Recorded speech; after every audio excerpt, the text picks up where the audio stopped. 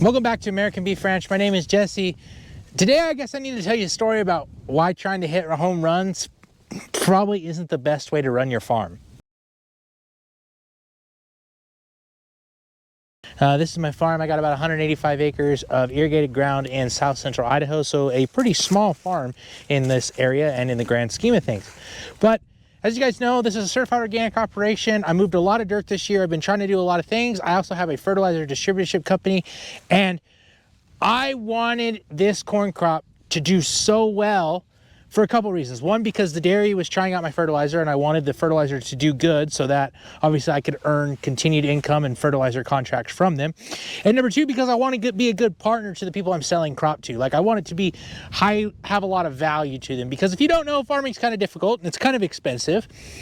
And what I was just trying to knock it out of the park.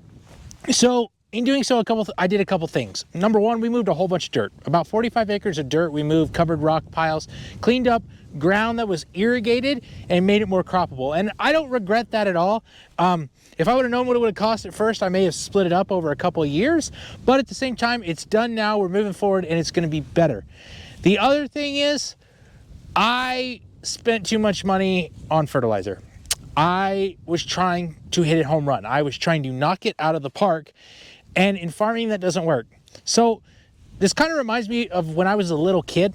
I was about 10 years old, and I was a pretty good baseball player, and we had a pretty good baseball team here where I grew up.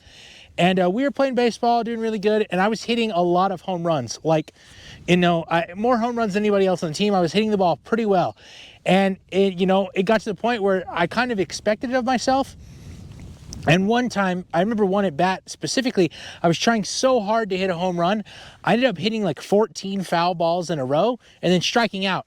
And I hardly ever struck out. It was very rare that it was more likely that I got walked intentionally than I struck out. So it really made me step back, think about what I was doing, and just go, keep your eye on the ball, go back to the basics, and play the averages. Just get the ball in the field of play as best you can.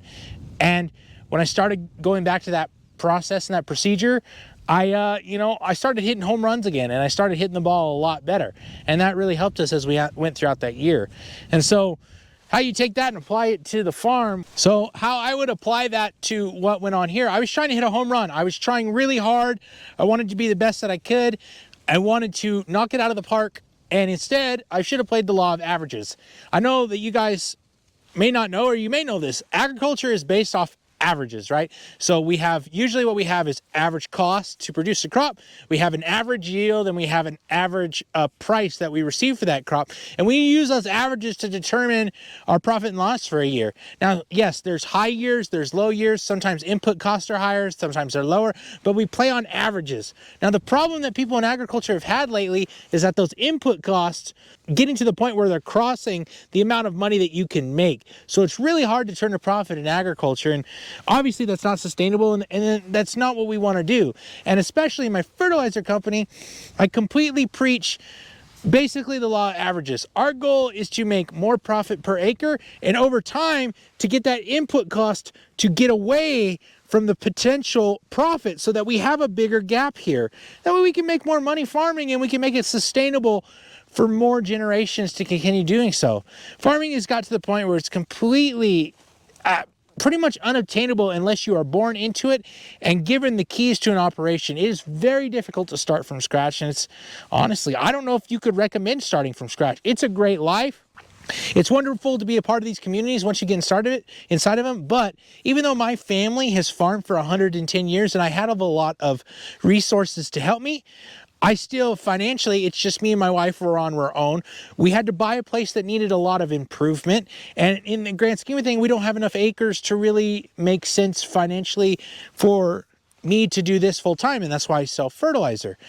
And I think it's important to understand that it's not going to get any easier. It's only going to continue to get more difficult to turn a profit. So that's where becoming diverse and being very smart and playing the law of averages as best as we possibly can. And the biggest thing we can do is help keep that input cost down, and realizing that, on an average year, what am I going to get out of a crop here? Okay, I know what that is. I know how much I can about expect to get off that crop. Well, then you got to tailor your inputs to a point where, hey, it's about going to cost me this much. That leaves me a good profit margin, and there's a space there in case, you know what, it costs me a little more, or the yield is down, or, you know, something happens and some of the crop gets damaged.